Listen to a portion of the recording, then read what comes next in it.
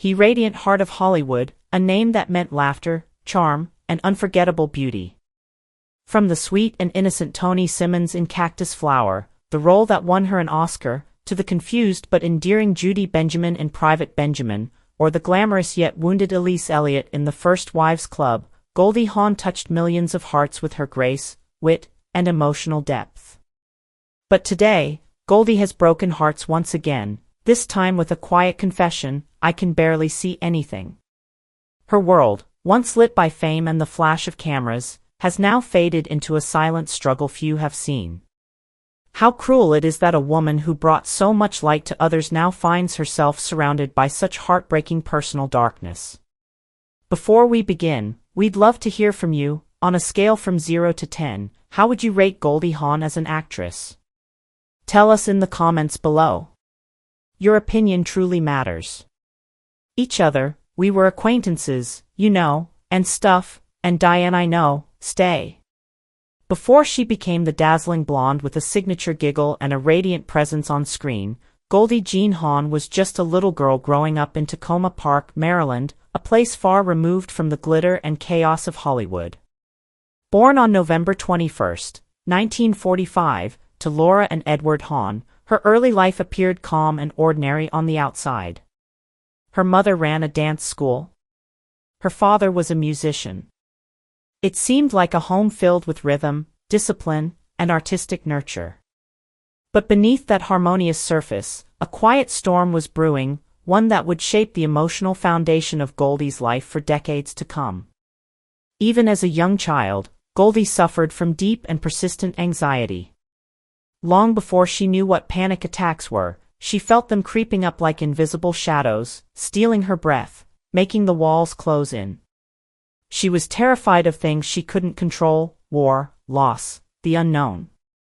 She once confessed that as a little girl, she feared she'd never even live long enough to experience something as simple as a first kiss. The innocence of childhood, for Goldie, was never untouched by worry. It was a time shadowed by internal battles no one could see. Unlike most children who dreamed of stardom and applause, Goldie's only dream was happiness. At just 11 years old, when people asked her if she wanted to be on Broadway or become a star, she answered with quiet clarity, "No, I just want to be happy." It was a startling response, one that even surprised the adults around her. But it was a glimpse into the depth of her inner world. Happiness, for Goldie, was not a luxury. It was a lifeline. At school, she struggled. Goldie had difficulty learning to read and was placed in the lowest reading group in class.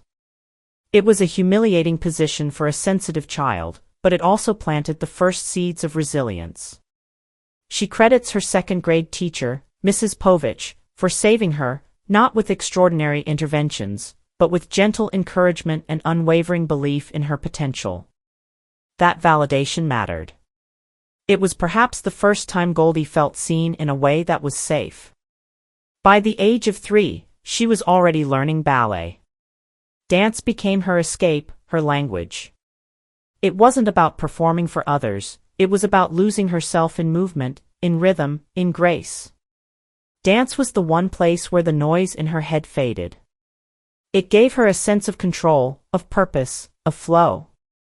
That passion grew into her first real ambition, to open her own dance school. Goldie didn't dream of red carpets or flashing cameras. She dreamed of wooden floors, mirrors, music, and students. But life, as it often does, had other plans. At 18, filled with cautious hope, she moved to New York City for her first dance job at the World's Fair. It should have been a moment of triumph. But instead, Goldie found herself standing on 10th Avenue, utterly alone. The people she was supposed to stay with had left town. She had no home, no plan, and no safety net. It was her first true taste of adult vulnerability. Yet even in that moment of chaos, she didn't fall apart. She solved the problem. She stayed with her dance teacher for a few nights, found an apartment, and moved forward. It was the first real test of the quiet resilience she had built in childhood. Not long after, Goldie began getting jobs, small performances, then auditions. A new world was opening up. But with it came a storm she wasn't ready for. The more she succeeded, the more terrified she became. She started having full-blown panic attacks. Her body would tremble. Her chest would tighten. Her thoughts would spiral. The success that others saw as a blessing felt to her like a trap. She didn't want to be famous. She didn't want to be consumed by the machine. She just wanted peace. At 21, overwhelmed by fear and confusion, Goldie began seeing a psychologist. For the next 8 years, she delved into deep, often painful self-exploration. Through therapy and meditation, she slowly learned how to live with her anxiety, how to recognize it, how to breathe through it. It wasn't a quick fix. It was a long, quiet fight, one she waged privately, even as the world fell in love with her bright smile. Her mother's advice rang in her ears: when you're up for a job, you better be ready. It's not the producers that make you a star, it's the audience. Win their hearts, and you'll earn your place. That truth became her compass. Goldie never tried to manipulate fame. She let the audience decide if she was worth remembering. And they did. Looking back, it's clear, Goldie Hawn's childhood wasn't marked by the dramatic tragedies that make headlines, but by a more silent kind of suffering. The kind that lives in the mind. The kind that hides behind laughter.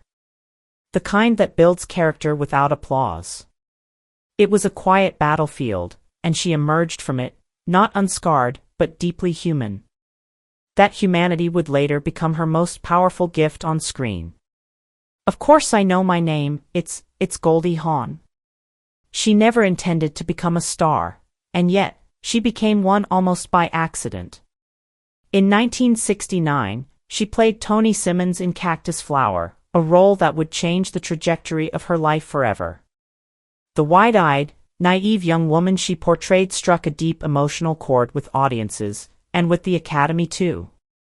At just 24, Goldie took home the Oscar for Best Supporting Actress, a surreal victory that she never saw coming.